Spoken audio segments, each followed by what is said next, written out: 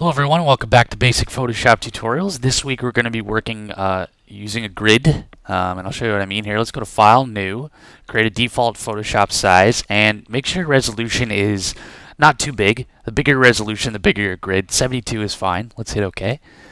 And my grid's already up, so just to show your grid, you go to View, Show, and Grid. Make sure the check mark is there, and obviously it'll show up for you. Once you have your grid up, go back to View. Go to Snap To. Make sure Guides is snapped to, is checkmarked. And what that means is these lines, these are your guides. And what your pen tool will do is once we have it selected is it'll snap to those guides, keeping the uniformity of our artwork and allowing us to move through our artwork with a much more ease than using our eye as our guide. And again, that's the point of a grid. You don't bring up a grid and not use your snaps. It doesn't make any sense. Okay, so I'm going to zoom in here. And what I'm going to do is I'm going to make a rainbow. And my snaps are on, so it's just going to automatically snap to, actually, I'm going to pull it down a bit there. It's automatically going to snap to each of these guides. I'm going to come over here now, and I'm going to do it again. Same thing. And same thing here. And same thing here, and then I'm just going to finish it out. Obviously that doesn't look like a rainbow, but what we're going to do now is we're going to select our direct selection tool and we're going to make that rainbow. So if we pull up, this is the middle part, and we want to make sure we have it uniform. I'm just going to bring it to there, and we're going to pull up the bottom part, and again make sure it's uniform. And what I mean by uniform is make sure your lines are the same guide. And I'm going to pull this up to there. And this one is the same thing, but this one I'm going to get rid of my lines here so that it's a flat end, obviously because it's a rainbow, and pull that down to there. So obviously what we have here, and I'm just going to bring this up a bit. I don't like where it's snapping to, so just use your eye for that case. Obviously what we've done now is we've created a nice little arch, and we've created the base of our rainbow essentially. And we're going to keep doing the same thing because we're creating a rainbow. So we're just going to do the same thing again. So again, snap here, pull it out a bit. So what that does is allows us to change the angle. If we don't have these lines at top and bottom, we won't be able to change the angle. It will stay 90 degrees the entire time. And again, we'll come over to here. We're going to do the same thing.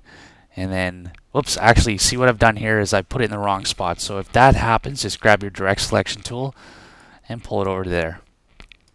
And then grab your pen again, and we're just going to continue what we've been doing. And there, and we're just going to end it there. And again, doesn't look like an arch yet or part of the rainbow, so we're going to grab our direct selection tool. And this is the bottom part, so we're going to pull it up to right where the original one was. And I'm going to leave it just below it so it doesn't create a white line and that it connects to itself there. So, and then the top part, we're going to pull this down again, so that we have it where we want it. Can't really see where that is. Let's pull it down to there. There we go. This one down and this one down, and that looks good so far. Obviously now we have to change the color, so I'm just going to go with a red color for the top, and the black I'm going to change to blue. Why not? Okay. So that looks good there, but what I was talking about before is see how this one bleeds below it, and the reason why I did that is so we don't get this white line in between. And if you do put it perfectly on, it shouldn't be a problem, but sometimes it doesn't like to sit right on top of itself. So I just pull it down just to make sure I don't run into any problems. So that's fine there, and you know what, I'm not going to continue on because obviously that's the gist of it. But what that's good for now is we have a rainbow. If we get rid of our grid, we have a perfectly symmetrical rainbow now, and we are able to resize that to any shape we want. We're able to turn it, and we're able to manipulate it to whatever we want it to be. And again, what you could do with this is you could do things like this. I'll show you what I've done here. And turn this grid off. What you could do is you can add some shadows, and you get some nice little artistic effects to it. And this just, again, it just keeps everything nice and uniform. It allows you to make arches real easily without having to eye it.